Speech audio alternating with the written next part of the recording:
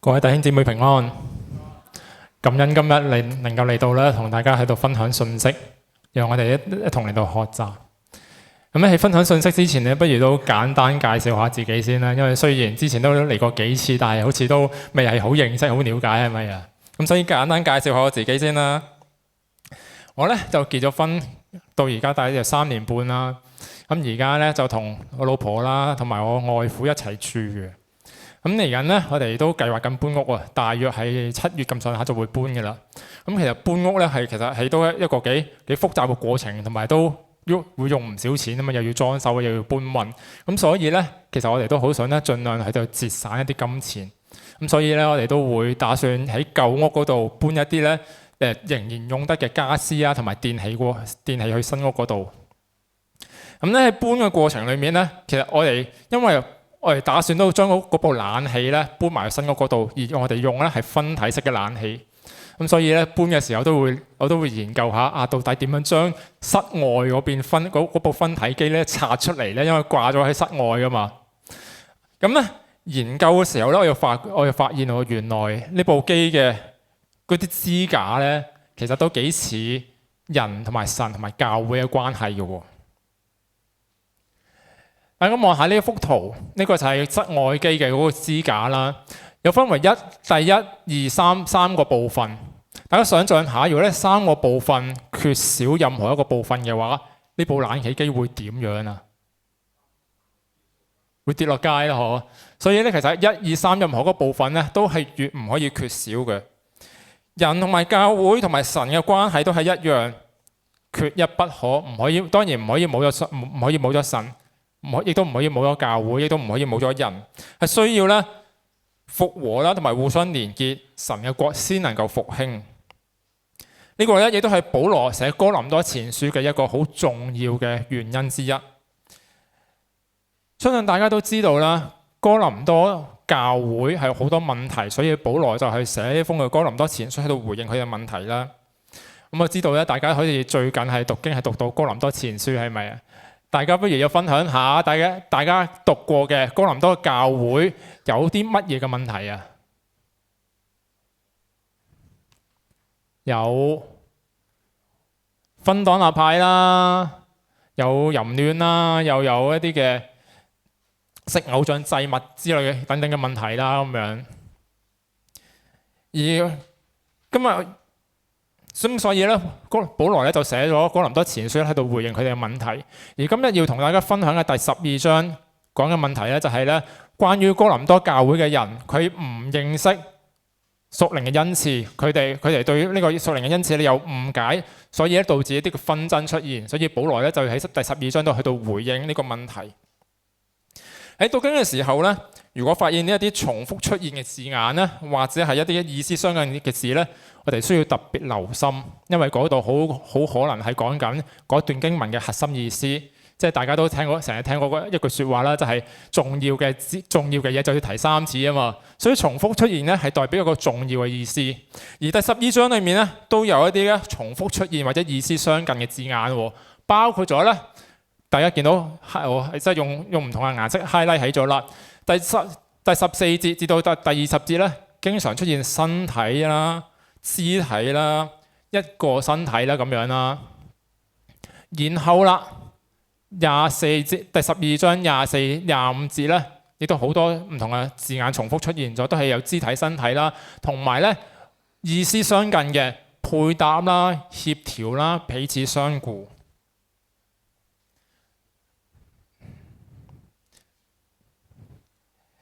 我哋讀哥林多前書嘅第12章嘅時候，我哋通常都會覺得呢章係講緊唔同嘅恩賜嘅人彼此互相配搭，係咪啊？咁但係如果呢個就係第12章唯一嘅意思嘅話，係咁嗰啲重複出現嘅字眼，一個肢體跟住咧彼此照顧、配搭、協調，點解又會重複出現呢？如果淨係講緊彼此配搭嘅時候，咁講配搭咪得咯？點解要咁強調係一個身體啊？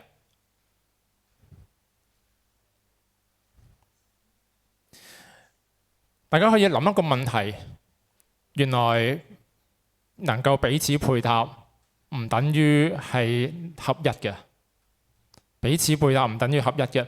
大家想象一個情況，好似興建一棟大廈咁樣。嗱，興建一棟大廈咧，需要好多唔同嘅技能嘅工人，係咪啊？有泥水工人啦，有搭棚工人啦，有紮鐵工人啦，佢哋都好好配搭嘅喎，都係按住工程嘅進度去到做好自己嗰個本分嘅喎。所以到最後咧，呢棟大廈能夠起到出嚟。不過佢哋係咪合一啊？唔係，佢哋起完，佢哋做完自己嗰本分就會離場去下一個地盤，唔係合一，甚至乎呢班工人互相可能唔相識嘅添。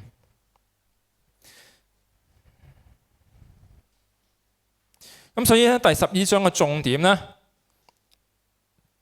其實一個重點就係要彼此配搭。不過更深層次嘅重點係講緊邊個彼此配搭，係要弟兄姊妹之間互相去到合一，互相視對方為一個身體。互相視對方為一體咁樣去到配搭。不過嚟到呢度，又想問大家問一個問題，即係合一啊、互相配搭啊、彼此視對方為一體啊，其實唔係淨係基督教講嘅。如果大家喺外面嘅一啲嘅機構裏面工作，大家都應該會聽到啦，即係喺團隊建立嘅活動裏面，都應該會成日講咧，大家要合作啊，要團結啊，要合一啊咁樣。既然外面嘅人都會咁樣講嘅時候，點解保羅要用一整章嘅經文去教導彼此合一呢？基督教所講求嘅合一同埋一般人所講求嘅合一有乜嘢分別呢？值得大家去諗下嘅喎。呢種問題嘅答案呢，其實可以喺兩方面去到睇到嘅。第一個方面呢，就係呢。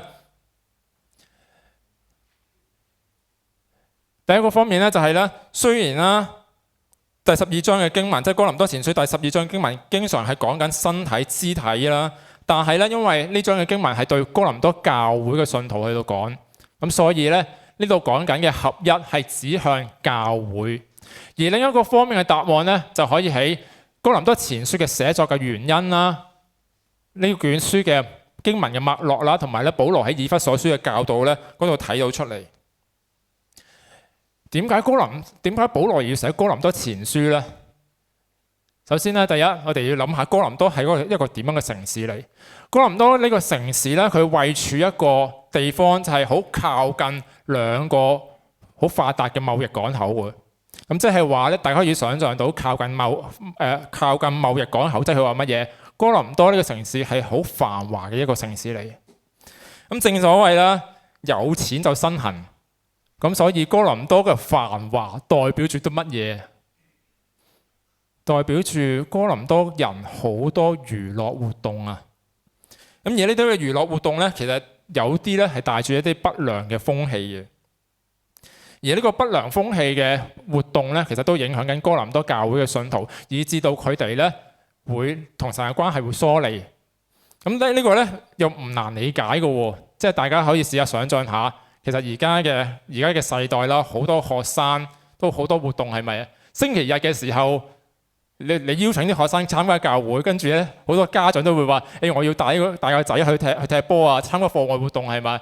好難返到教會嘅。而呢個就係發生喺哥林多教會嘅一啲嘅情況，讓佢哋咧同神嘅關係疏離。咁所以咧，保羅咧就要寫哥林多前書去到咧處理呢個問題。另一個方面咧，就係哥林多前書嘅經文嘅脈絡，因為保羅寫哥林多前書唔係淨係要對付佢哋嘅問題，而係咧要處理佢哋咧離棄神嘅問題。咁所以佢一開始講嘅時候，佢唔係責備佢哋，唔係針對佢嘅問題去責備佢哋，而最終總結嘅時候咧，亦都唔係淨係討論佢問題，而係再一次重申耶穌係為我哋而被釘啦、受死復活啦，藉此咧去到勉勵哥林多信徒，而喺真理上面堅固啊。所以最後嗰節佢都即係第15章58節佢都話：所以我親愛嘅弟兄們，你們務要堅固，不可動搖，常常竭力多做主工，因為你們知道你們在主裏嘅勞苦不是徒然。佢係要再一次喺哥林多前書要再一次堅固哥林多教會信徒喺真理上面唔可以動搖。我哋現在咧明白咗第12章嘅前提啦，就係要再次扎根喺真理嘅裏面，喺真理上面建立彼此合一、彼此配搭嘅教會。但問題又嚟啦，真理其實好多方面噶嘛，即係有愛又係真理啦，聖潔又係真理啦，即係愛又係真理啦，聖潔又係真理啦。到底呢度所講緊嘅，保羅要佢哋堅固嘅係邊一個方面呢？呢個答案咧喺以弗所書4章15節嗰度睇到嘅。以弗所書4章第4章同埋哥林多前書第12章都係一樣講緊唔同嘅恩賜要彼此配搭，互相視對方為一體。不過咧，以弗所書第4章咧講多咗一樣嘢，大家留唔留意到講多咗啲乜嘢啊？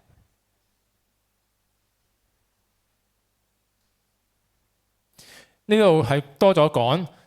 第15節，我們反而要用愛心說誠實話，各方面向着基督長進，連於元首基督，靠着他全身連接得緊湊，各節八節各按各職，照着各體嘅功用彼此相助，使身體漸漸增長，在愛中建立自己。呢度講多咗嘅就係愛人同埋連於元首基督，即係愛神。所以咧，保羅喺哥林多前書12章最後嗰節，佢都話 ，sorry 撳錯咗。第31節佢話：我現今把最妙嘅道指示你們。跟住第13章再落啦，就係愛篇，講解釋愛嘅真理，愛是恆久忍耐，又有恩慈咁樣呢啲。所以大家係咪明對於12章嘅背景係明白咗多少少啊？嚟到呢，原來呢，要建立健康嘅教會，要弟兄姊妹彼此之間互相好好嘅配搭，原來係需要我哋個人連於元首基督，並且我哋同其他弟兄姊妹之間呢，係彼此相愛。換句話講呢，要復興教會、復興神嘅國度，我哋需要同神同埋人復和。有任何破損咗嘅關係，又或者我哋同神唔夠親密嘅時候，我哋需要去復和，需要去修補。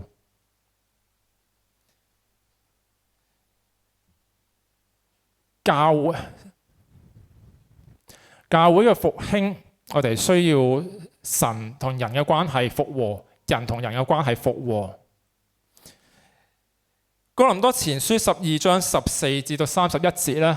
即係頭先所讀嘅嗰段經文啦，講緊互相嘅恩賜嘅配搭。不過咧，呢段經文咧有一個重點嘅，太快出咗呢章添，開估咗添。大家估下呢個重點係乜嘢？就係咧有好幾段嘅經文咧，每當講到提及上帝嘅時候咧，都係帶有一個主動性啊。嗱，好似第18節。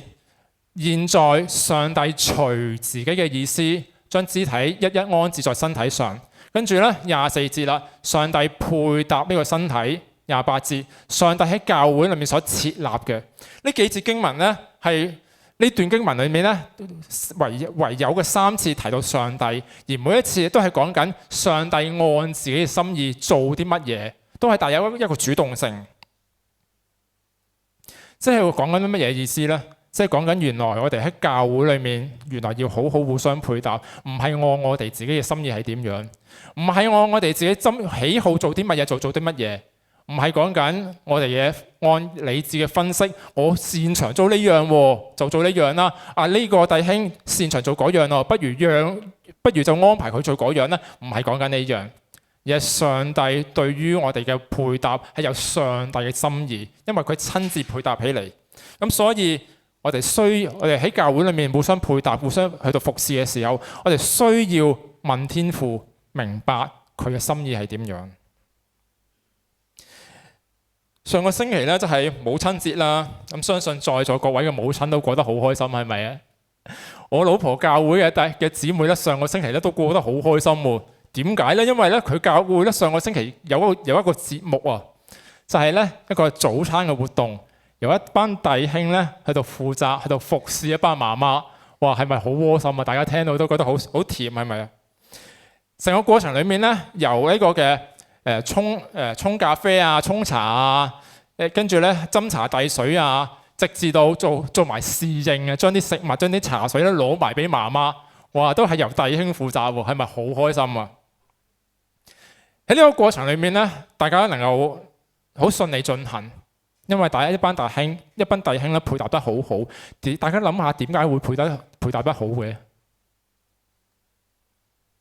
呢個故事然係因為一班弟兄願意咁佢哋彼此配搭咯。另一個原因咧就係因為教會一早已經安排好晒邊個做咩位置，並且咧一早已經同啲弟兄講晒嗱，你做呢樣，你做沖咖啡，你做咧係到傳食物，係咪啊？否則嘅話會點啊？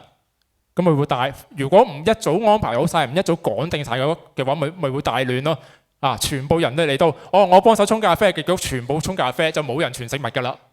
咁所以原來一個彼此嘅配搭咧，喺教會裏面好好彼此配搭去服侍咧，我哋需要明白上帝嘅計劃，上帝嘅心意係點樣，上帝想我做啲乜嘢咧，又想呢個姊妹做啲乜嘢咧。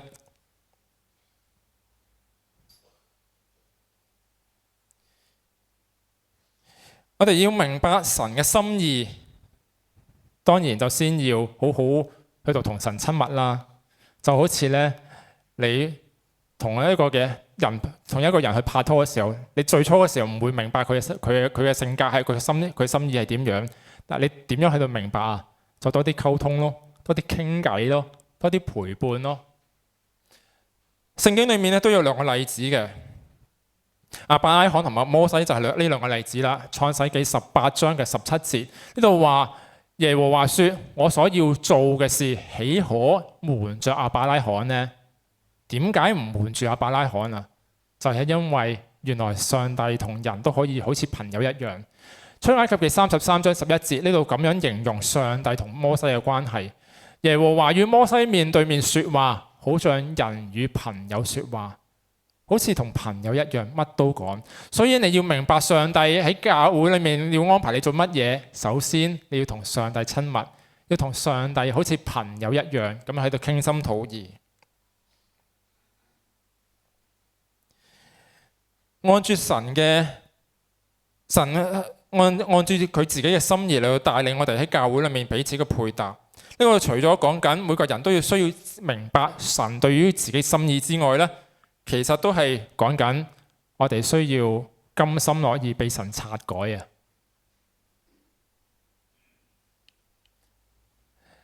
喺哥林多前書第12章裏面咧，又即係成日都重複住身體啊、肢體啊呢啲嘅字眼啦。但係咧，其實同時間都經常提及到好多唔同嘅器官，係咪啊？有眼啦，有耳啦，有腳啦，有手啦，有臂啦咁樣。大家有冇諗過咧？呢啲器官可能唔想做呢個器官啊！上帝安排眼去做眼，不過有冇諗過，其實眼可能唔想做眼嘅，可能想做耳嘅。有冇諗過，可能手都可能唔想做手，想做隻腳嘅？就好似咧，教會裏面咧有好多個崗位嘅，唔知大家有冇試過咧？當神想你擔任呢個崗位嘅時候，但你心裏面可能覺得啊，我應該做另一個崗位喎，我想做另一個崗位多啲喎，會唔會咁樣呢？嗱，頭先咧我提及過老婆教會上星期嘅一個早餐活動啦，即係安排得好好啦。但係咧喺籌備個過程裏面咧，其實有一個地方咧係好得意嘅。咁咧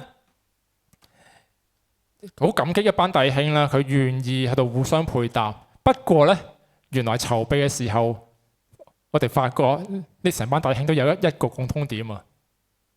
呢班弟兄咧都係覺得咧唔緊要，教會安排我做咩位就做咩位啦。不過千祈唔好叫我去廚房煮嘢，全部都係一樣喎。我唔知在座各位係咪都中唔中意煮嘢食嘅咧？但係我老婆教會嘅弟兄咧，全部都有呢個心思，呢個嘅想法。就係千祈唔好叫我去煮早餐，但係最重要嘅問題就喺呢度，話明係早餐活動，冇人煮早餐，咁早餐去咗邊度啊？咁好大件事咯。但係感謝主嘅就係咧，其實咧喺呢班嘅弟兄表達自己個心意之前咧，教會其實一早已經安排咗一班嘅小朋友同埋一啲嘅童工去煮早餐，係咪更加窩心啊？對於媽媽嚟講係嘛？啲小朋友啊、啲仔女一嚟煮早餐，跟住咧個老公咧嚟到遞俾自己食，係咪好又係好窩心嘅一件事啊？原來咧，其他服侍都係一樣。如果我哋唔願意順服神嘅安排，我哋按住自己心意，我想做呢個崗位就做呢個崗位。我哋唔願意順服神嘅安排嘅話，可能會影響咗整個服侍。而另一方面，如果大家願意去到被神去察改，被神去到互相去到察改嚟到互相配搭嘅話咧，呢個唔單單造就緊一個服侍嘅果效，亦都會讓自己嘅生命咧更加係被更新，更加係升華。途中呢艘船咧，唔知大家有冇上過去呢？呢艘船咧叫做望道號，曾經嚟過香港嘅。咁呢艘船咧係一艘福音船嚟，佢係咧去到世界各地唔同嘅地方咧，去到傳福音。好多人咧因為心裏面咧對傳福音咧有滿腔嘅熱誠，所以咧好世界各地有唔少嘅人咧都離鄉別井咧，由自己一個國家去到呢艘船嗰度參加，成為呢艘船嘅義工。去到世界各地咧，去到傳福音。咁船上面咧有唔同嘅崗位啦，有清潔啦。不如俾大家估下有咩崗位啊？呢艘船咧參加嘅義工咧需要長年累月跟隨住呢艘船去唔同世界各地唔同嘅地方嘅，即係話咧需要喺船上面生活嘅。咁大家係有估下需要有咩崗位嘅人手啊？清潔啦，煮嘢啦，侍應啦，揸船啦，係船長啦，咁仲有其實仲有其他崗位嘅，因為咧佢都對外開放俾唔同嘅人上去參觀，所以都需要有保安啦。咁而呢艘船有一個好大嘅特色咧，就係有個書室喺度。因為如果冇個書室嘅話，咁用啲乜嘢去吸引人上去參觀咧？就係用一個書室嚟吸引人參觀，所以咧都需要有人手咧喺書室裏面服侍。又問大家一個問題：如果你係好想去到傳福音嘅話，而你又需要參加呢啲崗位嘅話，你要參加咩崗位啊？書室會唔會有人想參加做清潔啊、煮飯嘅？都會係嘛？可能大家都係興趣係做煮飯嘅。大家興趣咧，好多人好中意機械嘅，就去揸船啊，或者做機房做嘢係咪啊？不過，如果大家係個興趣係傳福音嘅時候，會唔會喺呢啲位置度工作呢？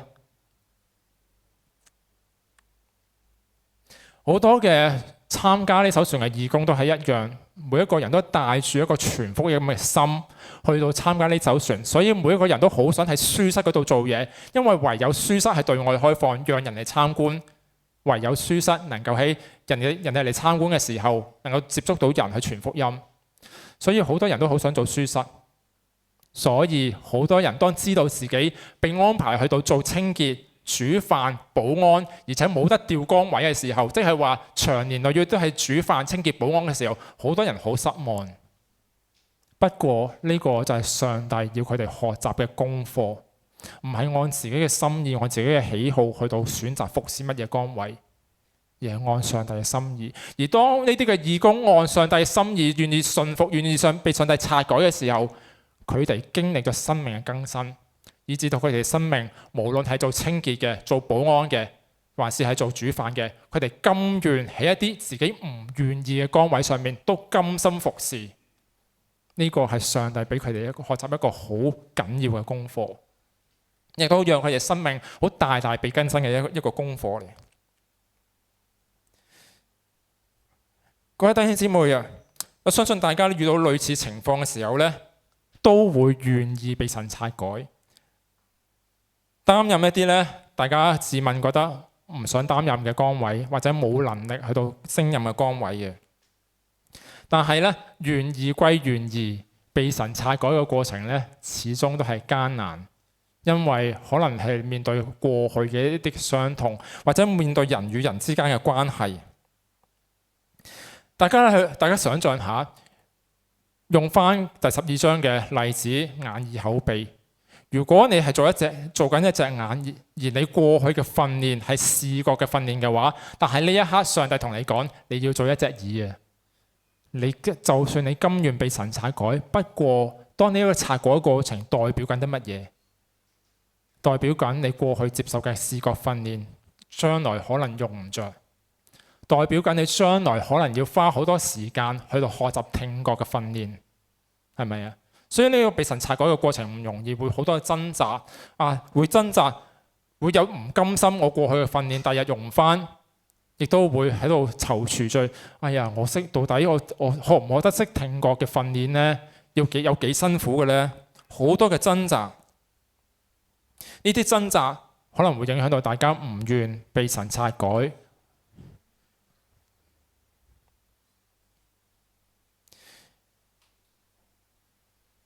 我認識一位弟兄，喺過去幾十年咧，呢個弟兄嘅同家人嘅關係咧好疏離嘅，所以咧佢過去幾十年咧都係獨居。再加上咧呢個弟兄咧，佢係返夜班保安，咁所以咧佢日頭嘅時間就要嚟休息，亦都即係話同家人嘅作息時間完全相反。所以咧同家人咧其實冇乜兩句嘅。不過咧，近呢幾年咧，上帝喺佢哋屋企嘅上面裏面大工作啦，就感動佢個女咧，再次接翻呢個阿爸咧翻屋企一齊住。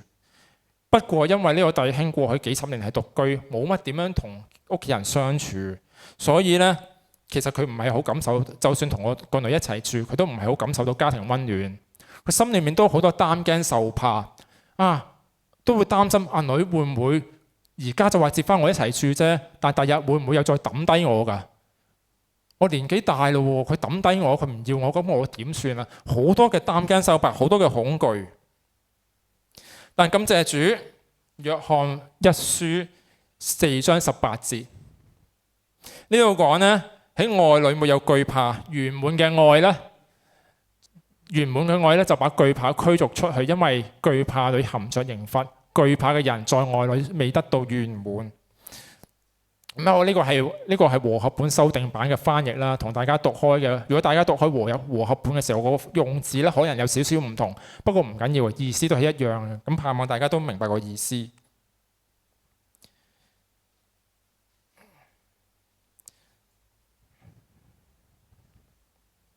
呢個真係講緊咧，當一個人去到完全經歷到上帝完全嘅愛嘅時候咧，就唔會再懼怕啦。因為心裏面感受到、經歷到上帝以嚟嘅平安。喺教會裏面咧，或者喺一個群體裏面咧，要被神察改咧，好好同其他人互相配搭咧，或者需要面對過去嘅傷痛。呢個可能講緊過去同人與人之間嘅經歷啦，咁樣呢啲咧，或者會使到大家懼怕。但係如果大家完全經歷到神圓滿嘅愛嘅時候咧，就唔需要懼怕啦，亦都唔會再懼怕。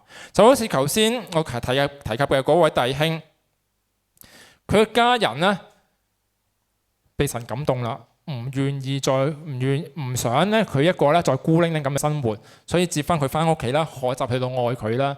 而呢個弟兄咧，因為咁慢慢咧就開始感受到家人嘅愛，所以咧慢慢咧。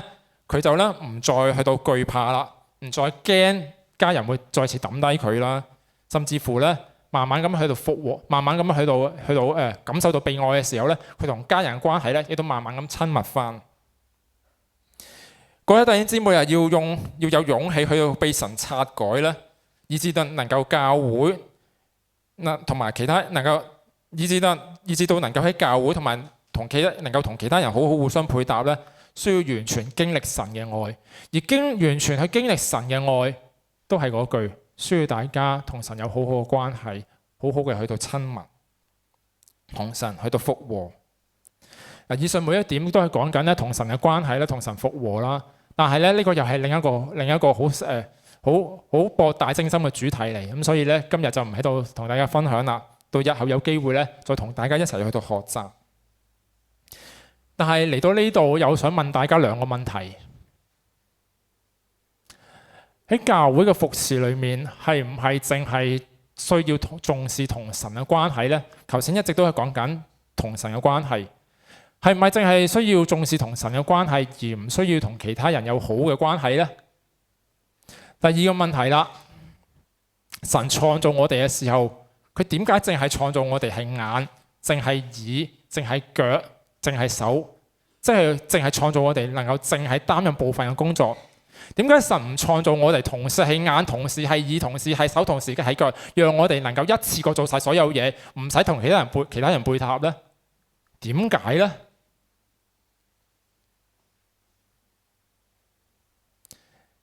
因為上帝喜悅關係，上帝喜悅家庭嘅關係。大家仲記唔記得創世記第一章？上帝係點樣講嘅？上帝第一章28節，上帝賜福給他們，上帝對他們說：要生養眾多，遍滿這地，治理它，要管理海裏嘅魚、天空嘅鳥同埋地上各樣活動嘅生物。上帝要人管理大地，遍滿生養眾多，遍滿全地。呢個係上帝對人嘅一個嘅託付嚟。但係呢，上帝又好奇妙，佢唔係話一次過創造好多個人出嚟，然後咧一次過咧叫呢啲人咧全部一齊喺度管理大地。上帝叫人管理大地嘅方式，遍滿全地嘅方式，係要人生養眾多，係要亞當同夏娃呢對夫婦生養眾多，透過佢哋生出嚟嘅小朋友，佢哋嘅孩子，佢哋後代喺度遍滿全地。即係話上帝喺創造嘅時候已經有家庭呢個觀念喺當中。上帝喜悅關係，喜悅家庭關係，亦都由此可見服侍嘅人嘅關係，亦都應該要親密到好似家人一樣。上帝喜悅嘅另一種關係，教會。教會係神咧喜悅嘅群體嚟。喺聖經裏面咧，都好多處咧都講明咧，神係喜悅教會嘅，包括咗呢個嘅以弗所書5章25至27節，呢度講緊作丈夫嘅，你們要愛自己的妻子，正如基督愛教會，為教會捨己，以水藉着道把教會洗淨，使他成為聖潔，好獻給自己作榮耀嘅教會，毫無沾污、皺紋等類嘅缺陷，而係聖潔無瑕疵嘅。耶穌愛教會，愛到為教會捨己，又要使教會聖潔榮耀，好獻俾自己。耶穌喜愛教會，所以耶穌係喜愛教會裏面一種群體嘅關係。所以由此可見咧，神係喜悅關係嘅，所以咧神就冇創造一個咧同時係手、同時係耳、同時係口、同時係鼻嘅人。讓咧佢唔使同其他人配搭，所以咧我哋並唔係我哋自己喺教會裏面同神親密就可以咧做晒所有嘢，而係神喜悅我哋互相配搭，喜悅我哋咧同人去到復和。但係又有一個問題嚟啦，即係有啲時候，即係其實我哋想同人復和啫，但係現實都要歸現實。有陣時咧，有啲人咧真係好多缺點噶嘛。人係冇完美嘅，應該話唔係有啲人有缺點，而係每個人都好多缺點。因為人係冇完美嘅。當我哋見到一啲我哋覺得好難相處嘅人嘅時候，又點樣同佢復和呢？大家有建議一啲方法啊？大家點樣可以同唔同嘅人喺度復和啊？喺感謝主啦，過往俾我自己都好多嘅經歷，而喺呢啲經歷裏面咧，我有少少嘅體會。第一個體會就係咧，原來我哋換個角度，讓上帝嘅心腸去睇自己同埋睇其他人嘅時候，係可以幫到我哋去到同其他人復和。我哋喺我哋眼中睇嚟咧，我哋去到睇人嘅時候，或者睇自己嘅時候，其實好容易咧，用自己嘅角度。我覺得呢個人係點樣，嗰個人係點樣，我覺得我自己係點樣。但係如果用神嘅角度嚟睇嘅時候咧，就會好唔同啦。保羅咧喺哥林多前書12章23至，12章嘅23至26節呢度講咧，身體上嘅肢體，我們認為不體面嘅。字眼上咧，可能同頭先大家讀嘅經文有少少唔同，因為都係譯本嘅問題。不過咧唔緊要嘅，大家都係要明白個意思嘅。我們認為不體面嘅，越發給他加上體面；我們不雅觀嘅，越發裝飾的雅觀。我們雅觀嘅肢體自然用不着裝飾，但上帝配搭這身體，即身子，把加倍的體面賜給那缺欠嘅肢體，免得身體不協調，總要肢體彼此照顧。假如一個肢體受苦，所有的肢體一同受苦；假如一個肢體得光明，所有的肢體一同快樂。原來上帝頭先講緊啦，上帝喺配搭唔同嘅人嘅時候咧，其實講緊係有帶住佢嘅心意。所以呢度亦都係講緊上帝係刻意將唔體面嘅、將唔雅觀嘅人同一啲咧雅觀嘅體面嘅刻意擺埋一齊。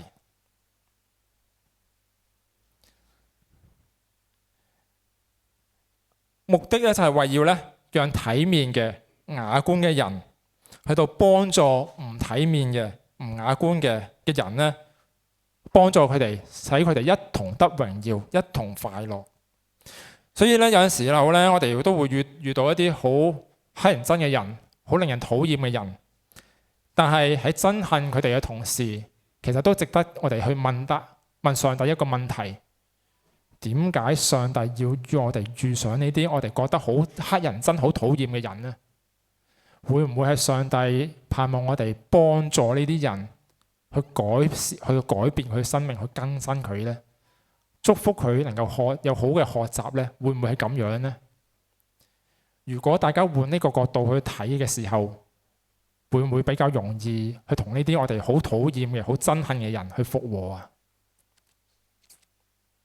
另一個從上帝睇人嘅角度呢，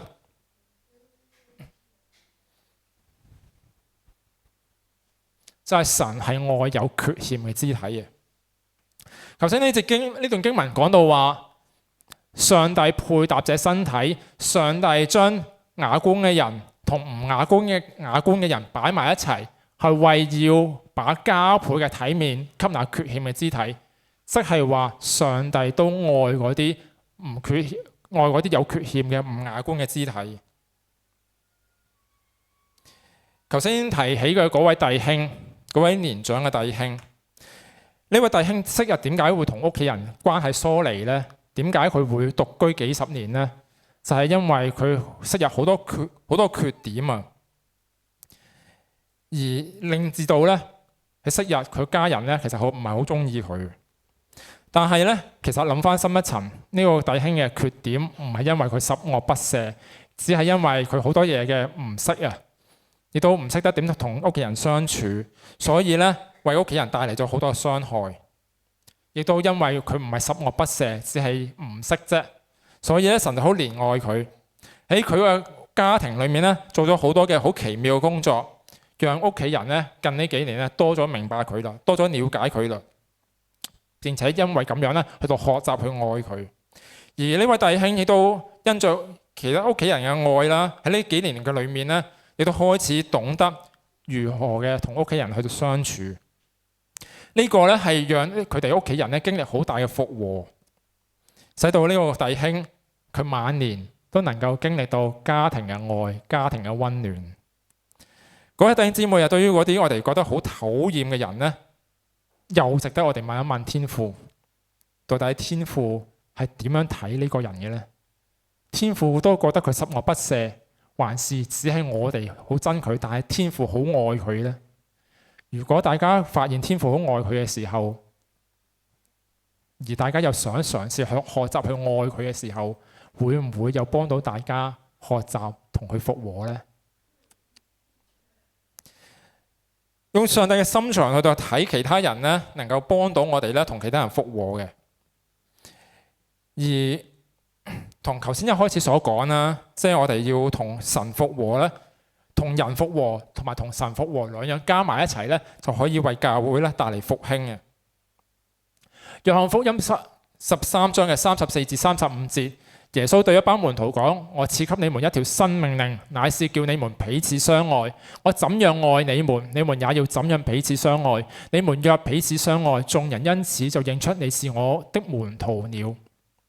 對唔住，係你們是我的門徒了。原來我哋嘅彼此相愛，同人復和、同神復和，係可以讓其他人知道我哋係基督徒嘅。雖然咧人哋知道我哋係基督徒咧，唔一定會讓人哋信主，係嘛？即係而家好多人都知道有教會喺度啦，不過都係唔返教會嘅。不過咧，原來呢個我哋同人復和又同神復和，彼此相愛，其實喺其他人眼中係一個好大嘅見證嚟。佢哋見到就知道我哋係基督徒。點解見到會就知我哋係基督徒啊？因為一般人裏面冇呢種愛嘅，所以見到我哋同人復和、同神復和有呢種愛嘅時候，佢哋就知道我哋係基督徒，係一個好大嘅見證。我哋咁樣去相愛，未必會叫其他人能夠信主。不過呢，羅馬書8章28節又係大家好熟悉嘅經文。我們知道萬事互相效力，叫愛上帝嘅人得益處，就是按他旨意被召嘅人。萬事互相效力。我哋唔知道我哋彼此相愛所帶嚟嘅效果有幾咁巨大，不過萬事互相效力。當我哋願意行出同神復和同埋同人復和呢一步嘅時候，上帝可以使用呢一步嚟到做佢要做嘅事情，嚟到榮耀佢自己。頭先提及嘅嗰位嘅弟兄喺佢同屋企人復和嘅過程裏面呢，其實有一段好感動嘅經歷。呢位弟兄咧有2個仔1個女啦，咁咧喺過去咧喺啲仔女年幼嘅時候咧，其實佢係重男輕女嘅，咁所以咧對於個女咧，其實嗰個對待咧唔係幾好。但另一方面咧，佢對啲仔雖然好啲，不過咧其實都係唔識得點樣喺度對待佢哋，所以其實佢哋父子關係咧都係好疏離嘅。但係咧近嚟咧，天父就感動個女兒咧喺度學習去愛佢爸爸啦。所以咧個女咧就踏出愛嘅一步，接爸爸翻屋企住啦，跟住又好照顧佢啦。而呢個女嘅丈夫，即係嗰個弟兄嘅女婿咧，見到個女願意咁樣喺度學習嘅時候咧，亦都願意同個女一齊去到學習去愛佢嘅呢個嘅愛婦，咁樣一齊喺度照顧佢啦。並且咧最近咧呢個弟兄咧因為身體抱恙啊，要入醫院啦。咁呢個嘅女婿咧亦都係送佢入醫院啦，跟住又每一日去探佢啦，接佢出院啦，喺屋企裏面咧亦都照顧佢嘅起居飲食。佢2個仔咧見到個妹夫都咁樣做嘅時候，佢2個仔咧都好感動。佢哋會喺度諗，妹夫同自己嘅爸爸冇血緣關係，都願意咁樣付出嘅時候，我哋都要咁樣嚟到咧，多啲喺度照顧爸爸啦。所以咧，最近咧呢2個仔，即係呢個弟兄同2個仔之間嘅關係咧，親近咗好多，復和咗好多，因為2個仔願意翻到爸爸嘅身邊，喺度照顧佢。各位弟兄姊妹啊，呢個弟兄個女，佢所做嘅行動咧，其實唔知道帶嚟咁大後果，佢只係想學習去愛呢個爸爸。不過上帝當佢咁樣願意踏出復和呢一步嘅時候，上帝就用咗佢呢一步去帶嚟整個家庭復和，感動佢家人都要咁樣嚟到復和。所以講緊弟兄姊妹啊，復和咧唔係一件好容易嘅事情。好似頭先所講嗰個弟兄幾十年同家人關係疏離，要復和唔容易嘅。但係原來復和可以帶嚟好大嘅祝福，所以咧我都盼望咧所有同神關係唔親密嘅，同埋同其他人咧有嫌隙嘅人咧，我盼望大家都能夠同神親密，能夠同人復和，亦都求天父幫助世界上所有呢一類嘅人咧，都要咁樣能夠勇敢咁踏出復和嘅一步。各位弟兄姊妹，呢個會唔會都係你嘅盼望呢？願意世上所有嘅人都同神關係好，關係親密，亦都同其他人相親相愛，能夠復和呢？如果大家願意嘅時候，都鼓勵大家為到世上有呢一類經歷嘅人去到禱告守望。感謝天父，我今日嘅分享咧嚟到呢一度啦，多謝各位。